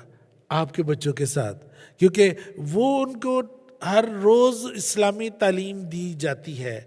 और हमारे बच्चे शायद वीक में 2 दफ़ा, फ्राइडे या सैटरडे संडे को 1-1 घंटे की शायद उनकी वो क्लास होगी। तो पूरा हफ्ता जो है आपने अपने बच्चों को मसीही तालीम देनी है और आपने अपने बच्चों को बताना है कि हमारा जिंदा पा खुदा कौन है। जिस तरह से मूसा की माँ ने अपने बेटे मूसा को बता दिया कि हमारा जिंदा खुदा कौन है और हमने उस खुदा की पूजा करनी है, प्रस्तिश करनी है। और फिर जब मूसा बड़ा हुआ तो अपने उस जिंदा पा खुदा की मोहब्बत उसके दिल से कम ना हुई और बेशक वो महलों की ज़िंदगी गुजारता रहा, लेकिन वो अपनी माँ की उस बताई हुई बात को कभी ना भूला कि हमारा एक जिंदा पा खुदा है और वही हमारा मालिक है और हमने उसी की इबादत करनी है। और फिर खुदा ने उसकी ज़िंदगी में जो क़यादत रखी थी बनी इसराइल को लेकर वादा किए हुए मुल्क में, वहाँ पर वो उनको लेकर गया। वो खुद तो वहाँ नहीं पहुँचा, लेकिन वो सारी कौम बनी इसराइल जो गुलामी की हालत में थी उसको निकालने का बड़ा सबब बना। खुदावंद आपको इस कलाम से बड़ी बरकत दे। और आज का ये टॉपिक जो मैंने आपके सामने रखा, आप इस पर ज़रा गौर कीजिए। एक चैप्टर आगे और एक पीछे भी पढ़कर देख लें और आपको घर में डिस्कस कर सकते हैं। आप खुद हस्बैंड वाइफ जो है वो बैठकर देखें कि आज का जो टॉपिक है ये कितना ज़्यादा ज़रूरी है। ख़ास तौर पर चर्चिज़ के अंदर सेफ गार्डिंग की जितनी इस वक्त ज़रूरत है शायद इससे पहले कभी नहीं थी, क्योंकि जैसे जैसे हमारे बच्चे बड़े हो रहे हैं और वो दुनियावी तालीम हासिल करें, दुनियावी तौर पर चीज़ें जो देखते हैं और हमें नहीं पता कि वो कैसे उनमें कोई ऐसी चीज़ जो है वो हमारे कलीसियाओं में ना आ जाए। हमने अपने चर्च में देखा है कि कुछ बच्चे जो है वो छुप कर या इकट्ठे होकर वो उनके पास मोबाइल फ़ोन होता है, वो उस पर वो कुछ ऐसी चीज़ें भी देखते हैं जो बच्चों को के लिए ज़रूरी नहीं। और इसलिए हमें ख़ास तौर पर ध्यान रखना है कि हम किस तरह से अपने बच्चों को अच्छी ज़िंदगी दे सकें। एक और छोटी सी कहानी स्टोरी मैं आपके सामने रखूँगा। साउथ हॉल में एक फैमिली है, पाकिस्तानी क्रिश्चियन फैमिली है, और उन्होंने उनकी बेटी 2 बच्चे हैं। एक बेटे का बर्थडे था और बेटी कुछ घर से बाहर बिन में कुछ डालने के लिए आई, बिल्कुल बाहर डोर के साथ ही बिन थे और उसने शू भी नहीं पहने हुए थे। तो जैसे ही वो बाहर ही उसने देखा कि रोड के दूसरी तरफ कुछ लड़के खड़े हैं जो उसकी अपनी क्लास के बच्चे थे, और उन्होंने उसको बुलाया और वो जैसे वहाँ पर गई और शू भी नहीं पहने थे उसने, तो वैसे ही चली गई रोड पर और उन्होंने उसको गाड़ी के अंदर ही बिठा लिया, बातें करते रहे। नेबर जो था उसने ये देखा था कि ये लड़की घर से निकलने के बाद इस गाड़ी में आई थी, यहाँ पर एक रेड कलर की गाड़ी खड़ी थी और माँ बाप सारी रात उनको नहीं पता था कि उनकी बेटी घर में है कि नहीं। उन्होंने बर्थडे मनाई, वो अपने चाय वाय पी के खाया और अपने रूम में चले गए और माँ बाप को भी पता नहीं था कि बच्चे घर में हैं पूरे कि नहीं। और सुबह जब उठे हैं तो उनको फिर पता चला कि उनकी बेटी तो घर में नहीं है। तो और जब वो बाहर आकर बातें कर रहे थे उसी वक्त नेबर नाइट शिफ्ट करके आया, उसने बताया कि कल शाम को मैंने यहाँ पर देखा था आपकी बेटी डोर पर खड़ी थी, यहाँ से आकर यहाँ पर एक रेड कलर की गाड़ी थी उसमें बैठ गई। तो वो सारे परेशान हो गए। ये नेबर भी उनको बताने के लिए, हेल्प करने के लिए वो भी तैयार हो गया और उन्होंने पुलिस को फ़ोन किया। पुलिस आ गई और उन्होंने सेटेलाइट से देखा गाड़ी को और नेबर ने पहचान लिया यही वो गाड़ी है। HSBC बैंक कभी होता था, उसके पास ये गाड़ी खड़ी थी। तो ये सारे वहाँ पर गए, पुलिस भी गए, उन्होंने वहाँ पर जब जाकर चेक किया तो वो बच्चे उधर जो मिले उनको, उन्होंने कहा कि वो हमारी क्लास फेलो थी। तो हमारे साथ एक लड़का था, उसने कहा कि इस लड़की को गाड़ी में बिठाए। तो यहाँ पर आने के बाद ये लड़की एक और गाड़ी में बैठ गई और वो चले गए यहाँ से, और हम यहाँ पर हैं। पुलिस ने जब और ज़्यादा इन्वेस्टिगेशन की तो पता चला कि यहाँ से जो गाड़ी कैब थी वो गई अब ईस्ट लंदन में है, और पुलिस ने वहाँ से ईस्ट लंदन में रेड करके वहाँ से इस लड़की को, जो कि किसी और गाड़ी में बैठकर आउट ऑफ कंट्री जाने वाले थे, और वहाँ से उसको उन्होंने पकड़ लिया और फिर इस लड़की को बचाकर घर में ले आए। साउथ हॉल में, गुरुद्वारों में और मंदिरों में एक फ़िल्म चलाई जाती है जिसमें बताया जाता है कि अपने बच्चों की, ख़ास तौर पर नौजवान लड़के लड़कियों की हिफाजत करें, क्योंकि आपने ग्रूमिंग गैंग के बारे में तो सुना ही होगा। और इस तरह के जो लोग हैं उनकी इस मेंटालिटी के वो बच्चे ही हैं जो सिख लड़कियों और क्रिश्चियन लड़कियों को के साथ बातचीत करते हैं। देखने में भी वो एक जैसे होते हैं, पंजाबी भी बोल लेते हैं, और वो आपस में फ्रेंड बन जाते हैं। यहाँ तक कि बच्चों के पास पासपोर्ट भी है, वो बच्चों को कभी कभी लेकर आउट ऑफ कंट्री भी चले जाते हैं। और यहाँ पर क्या हुआ है कि इस स्टोरी में भी कि जो चीज़ हमारे पास भी ऐसा होता है कि बच्चों को कई दफ़ा कई फैमिलियाँ कहती हैं नहीं बच्चों को मोबाइल फ़ोन नहीं देना, अभी बच्चे छोटे हैं। तो बाहर जब जो लोग फ्रेंड बनाते हैं सबसे पहले मोबाइल फ़ोन ही देते हैं बच्चे को, क्योंकि उनका कांटेक्ट रहता है, और वो जब उससे फ़ोन करते हैं तो वो बाहर आ जाता है बच्चा। तो कभी कभी ये इन बच्चों को लेकर होटलों में चले जाते हैं, इनकी फिल्में बनाते हैं, इनके साथ इस तरह का ब्लैकमेलिंग करते हैं, जिसकी वजह से ये बच्चे फिर जब भी उनको ज़रूरत पड़ती है इनको बुलाते हैं, जब भी कहेंगे किसी भी जगह पर जहाँ पर जाएंगे। तो इन गुरुद्वारों में भी और चर्चिज़ में तो नहीं, खैर अभी तक किसी ने दिखाई, लेकिन मंदिरों में उन्होंने एक फिल्म बनाई, क्लिप दिखाते हैं कि अपने बच्चों को संभाल कर रखें। ये जो मुस्लिम बच्चे हैं ये इन सिखों की लड़कियों को और जो क्रिश्चियन लड़कियां हैं उनको लेकर ये पाकिस्तान भी चले जाते हैं, और सबसे ज़्यादा रोम और पेरिस में इन बच्चों को ले जाकर वहाँ पर बच्चों को बेच भी देते हैं। तो इसलिए ये बड़ी ख़ास और ज़रूरी बातें हैं जो हर एक फैमिली के पास उनके नॉलेज में होनी चाहिए। और आपके बच्चे किन लोगों के साथ फ्रेंडशिप कर रहे हैं, किन लोगों के साथ बैठते उठते हैं, आप ध्यान रखें। और सबसे बड़ी बात ये कि अपने बच्चों के आप खुद फ्रेंड बने, ताकि आपको हर एक बात का वक्त पर पता चलता रहे। खुदावंद आप सबको बड़ी बरकत दे। आए हम अपने सर को खुदावंद के हुज़ूर झुकाएं और दुआ करें। खुदावंद पाक खुदा, हम तेरा शुक्र अदा करते हैं, तेरे पाक नाम की तारीफ़ करते हैं। तू जो जलाल का बादशाह है, तूने आज हमारी खुदावंद इस कलाम के ज़रिए से आंखें खोली हैं, ताकि खुदावंद हम बेफिक्री की ज़िंदगी ना गुजारें या ऐसी लापरवाही की ज़िंदगी ना गुजारें जिनसे छोटे प्यारे बच्चों को किसी भी तरह का ख़तरा या उनकी ज़िंदगी में कोई भी इस तरह का अगर कोई मसला आए तो वो कैसे उनको डील कर सकें, कैसे अपने माँ बाप के साथ खुलकर हर एक बात को बता सकें। खुदा तो इन तमाम हालात में इस हमारी सारी कलीसिया जो यहाँ पर है या इंटरनेशनली जहाँ पर भी पाकिस्तानी क्रिश्चियन या इंडियन क्रिश्चियन फैमिलियाँ बसती हैं, उनके बच्चों को जो भी किसी किस्म के ख़तरात हैं उन सबको खुदा तो बचा के रखना उनसे, और बड़े अपनी कलीसिया को बरकत दे। आज शाम हमारा यहाँ पर आना, दुआ करना और खुदा तेरे कलाम को सुनना खुदा हमारे लिए बरकत का बायस हो। तेरा बेटा यीशु जिसने हम सब के लिए कुर्बानी दी, जिसने खुदावंद हम सब की ज़िंदगियों में को खुदावंद जिसने अपने खून से ख़रीद लिया, आज हम खुदावंद उसकी बादशाही का झंडा लहराते और खुदावंद उसके खुदावंद उस अजीम कुर्बानी को याद करते हुए मैं तमाम कलीसियाओं के लिए, ख़ास तौर पर सलाह की कलीसिया के लिए दुआ करता हूँ।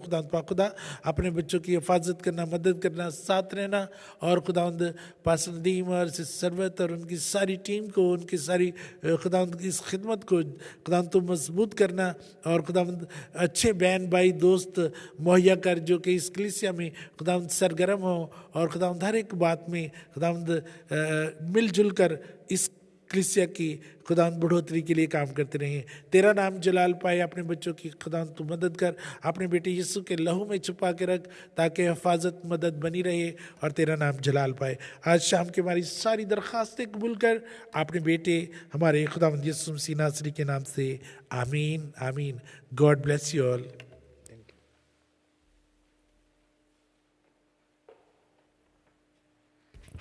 थैंक यू भाई साहब, बड़ा चैलेंजिंग मैसेज के लिए।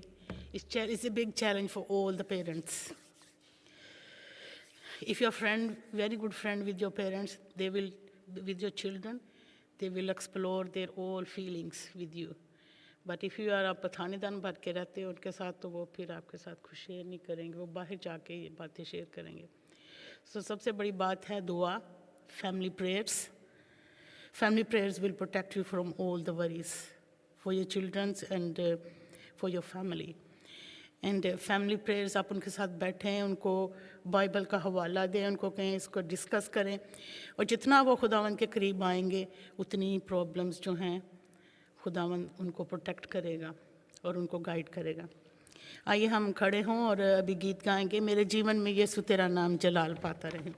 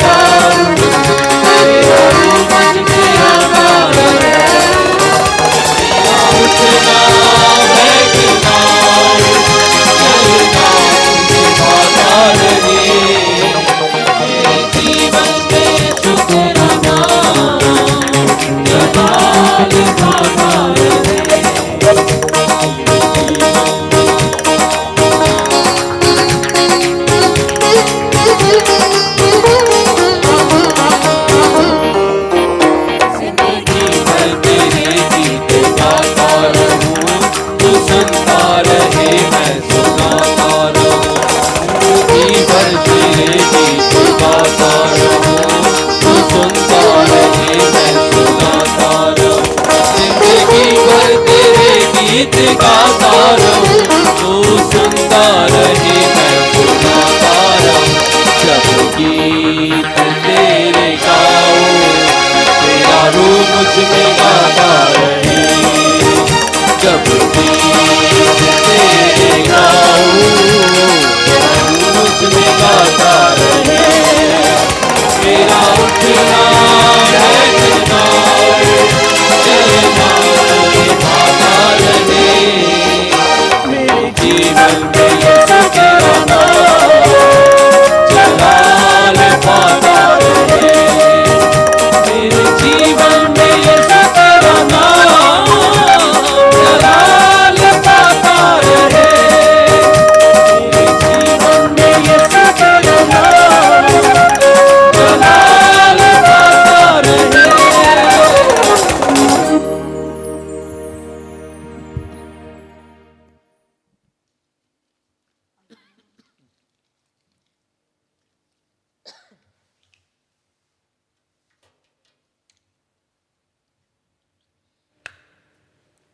हेलो हेलो ताहरा, बच्चों के पास कुछ है वर्सेस? हमारे बच्चों ने बाइबल वर्सेस रेडी किए। मुझे पता है कि हम लेट हो गए हैं, लेकिन अभी हमारे पास है। सॉन्ग है, चलो ठीक है।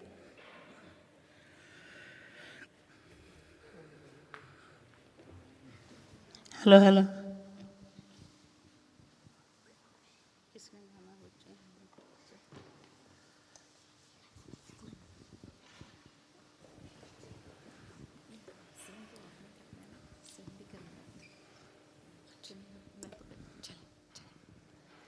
Where is baby Moses, Moses, Moses? Where is baby Moses on the river Nile? He was floating in a basket, a basket, a basket. He was floating in a basket on the river Nile. The princess, she went swimming, swimming, swimming. The princess, she went swimming on the river Nile. She took the baby Moses, Moses, Moses. She took the baby Moses on the river Nile. She took him to the palace, the palace, the palace. She took him to the palace on the river Nile. And there the baby grew up, grew up, grew up. There the baby grew up on the river Nile. He saved the Jewish people, people, people. He saved the Jewish people on the river Nile.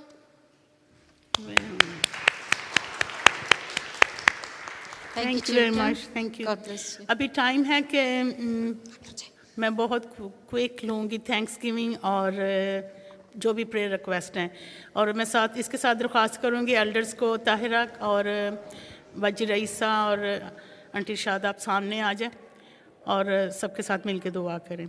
और pastor Sam से मैं दरख्वास्त करूँगी कि वो आखिरी दुआ में हमारी हेल्प करें और बरक़ात कलमात से फिर हमें रुखसत करें। अच्छा, एनी थैंक्स गिविंग और अनस्पोकन रिक्वेस्ट? थैंक्स गिविंग आ जाए। हाँ,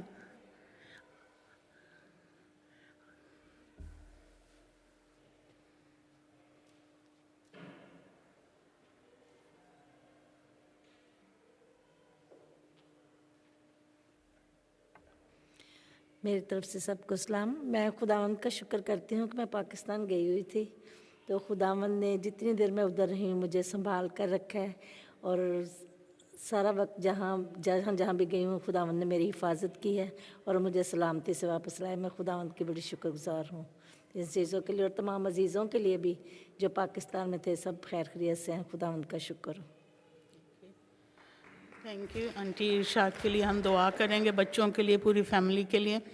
और मेरी थैंक्स गिविंग है कि नदीम को दुआ में याद रखिए। खुदा उनका शुक्र है कि उनका ट्रिप बहुत अच्छा जा रहा है। और इसके साथ साथ मैं जब आप दुआ करने के लिए आएँ तो सारी यूथ के लिए और बच्चों को अपनी दुआ में याद रखें, और तमाम फैमिलीज़ के लिए, जितनी भी हमारी एशियन फेलोशिप चर्च फैमिलीज़ हैं, सब के लिए दुआ करें। तो मैं दरख्वास्त करूँगी बाजी रईसा से और इरशाद आंटी से कि आप आ जाएँ और हमारे साथ मिल के दुआ करें। और अनस्पोकन के लिए एक बंदा अनस्पोकन के लिए और एक थैंक्स गिविंग के लिए जो भी सप्लीकेशंस हैं। हाँ जी, आ जाओ बेटा।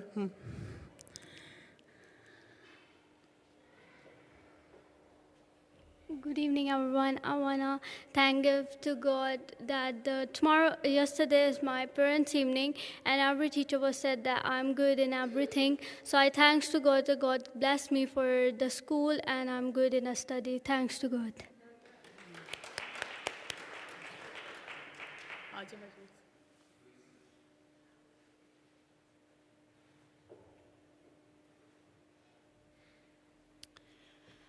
आए हम अपने सरों को झुकाएं और खुदावंद की सूरी में दुआ करें। आए मेहरबान जिंदा अब्दी बाप, दिल और दिल की गहराइयों से खुदावंद तेरा शुक्रगुजार हैं खुदावंद आज के दिन के लिए, और आए खुदावंद इस मज़बा के लिए खुदावंद जो यहाँ पर है खुदावंद तेरे लोगों के वसीला से लगा, और हम तेरे शुक्रगुजार हैं इस अच्छे मैसेज के लिए खुदावंद जो हमारी ज़िंदगियों में खुदावंद तूने बख्शा, ताकि आए खुदावंद हम अपनी फैमिलियों में अपने बच्चों के साथ आए खुदावंद डिस्कस कर सके, अपनी आए खुदावंद कलीसिया में खुदावंद एक दूसरे के साथ डिस्कस कर सके। आए खुदावंद तेरे खुदावंद मैं तेरे शुक्र करती हूँ तमाम शुक्रगुजारियों के लिए खुदावंद कि खुदावंद तूने हमें संभाला, हर तरह से तूने हमारी मुहाफ़ज़त की, हर दुख बीमारी मुसीबत से बचाया। दिल की गहराइयों से खुदावंद तेरा शुक्रिया अदा करती हूँ। प्यारे खुदावंद मैं छोटी बच्ची के लिए खुदावंद तेरा शुक्रगुजार हूँ। ऐ खुदावंद जिसकी तूने स्टडी में मदद की, हर तरीके से खुदावंद तूने हिफाजत की, उसके लिए तेरा शुक्र करती हूँ। और भी ऐ खुदावंद जितनी शुक्रगुजारियाँ ऐ खुदावंद हमारी कलीसिया में हैं, जहाँ हमारे दिलों में हैं, और ऐ खुदावंद हम तेरे सामने पेश करते हैं, हम तेरा शुक्रिया अदा करते हैं कि तू खुदावंद हमारी हिफाजत करता है और ऐ खुदावंद तू हमें संभालता है। खुदावंद मैं नौजवान बच्चों के लिए खुदावंद खास कर खुदावंद तेरे मज़बा पर लाती हूँ और तमाम फैमिलियों को खुदावंद तेरे मज़बा पर लाती हूँ। प्यारे खुदावंद तू सबको संभाल, और इस बेदीनी के ज़माना में खुदावंद हम सबको फजल दे कि हम तेरे साथ पूरे तौर से चलें। आए खुदावंद तेरे साथ आगे बढ़ने वाले हों, आए खुदावंद तेरे कलाम को सीखने वाले हों, आए खुदावंद ताकि खुदावंद हम बहुत सा फल लाएँ, ताकि दूसरों के लिए एक गवाही का खुदावंद सबब बन सके। खुदा प्यारे खुदावंद आज के मैसेज के लिए तेरी शुक्रगुजार हूँ। खुदावंद तेरा शुक्र करती हूँ तमाम शुक्रगुजारियों के लिए खुदावंद जो तेरे मज़बा पर लाई गई हैं, उसके लिए तेरा शुक्र करते हैं। इस वक्त है खुदावंद तो मेरी इल्तिजा को सुन और कबूल कर, यीशु मसीह के नाम से मांगते और पा लेते हैं, आमीन।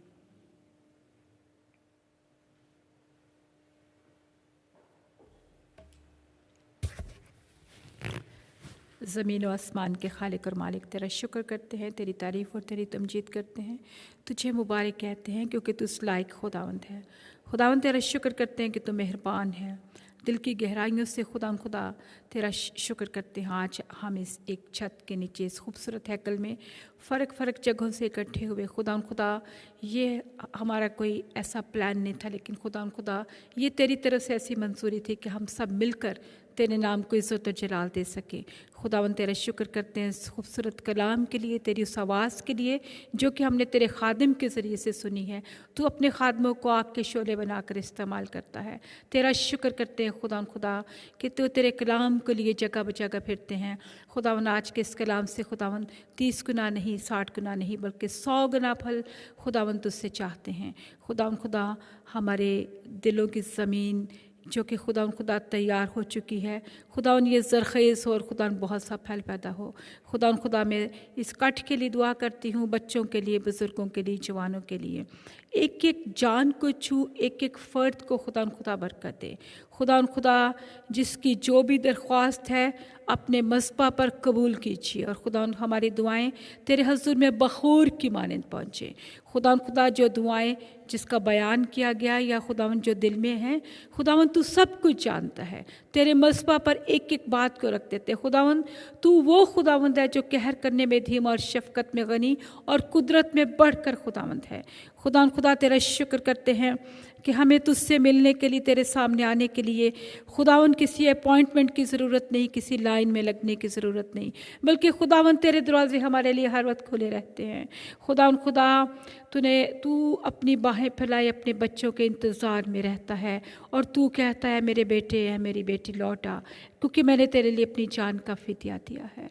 ऐ बाप, तेरा शुक्र करते हैं उस बड़ी मोहब्बत के लिए, उस बड़ी कुर्बानी के लिए जो कि तूने अपने इकलौते बेटे के रूप में हमें दे दी है। अब इतनी बड़ी नजात से गाफिल रहकर हम क्यों कर बच सकते हैं? आज जब हम उसकी आवाज़ सुनते हैं तो अपने दिलों को सख्त ना करें, बल्कि खुदा अपने आप को खाली करें, ताकि तू अपने पाक रूह से हमें भर दे। खुदा हम अपने आप को नीचा करें, हम अपने आप को खुदा हम्बल करें, हम अपने आप को सरेंडर करें, ताकि खुदा तेरा पाक रूह हमारे दिलों को टटोलता रहे। खुदा तेरा शुक्र करती हूँ आज के इस ग्रुप के लिए, आज के खुदा सारी प्रस्तिश के लिए। खुदा हमारे होंठों की कुर्बानी को कबूल करना अपने हजूर में। और खुदा अब जबकि हम एक खाने के बाद एक दूसरे से जुदा होते हैं तो अब तेरा पाक रूह हमारे दिलों को टटोलता रहे, और जब फिर वापस हम मिलें तेरी मर्ज़ी से तो खुदा तेरे पाक नाम को इज़्ज़त और जलाल देने वाले बने। सारी दरख्वास्तों को अपने हजूर में कबूल ठहराना, ये सब कुछ मांगते तेरे ज़िंदा और जलाली नाम के वसीला से, आमीन।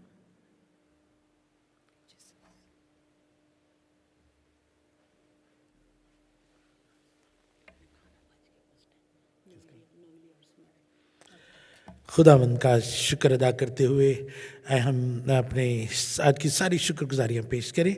और आज नोएली और उनके साथ और सुमेरा की तरफ से जो शुक्रगुजारी पेश की गई है, खुदावंद ने बड़ी बरकत दे। सिस्टर सरवत के लिए और पास नदीम के लिए दुआ करते हैं, खुदावंद उनको से सलामती दे, उनकी सारी खिदमत को कबूल करे और बड़ी बरकत दे। खुदावंद के नाम से ये दुआ मांगते हैं, आमीन। खुदावंद की सिखाई हुई दुआ में शामिल होंगे।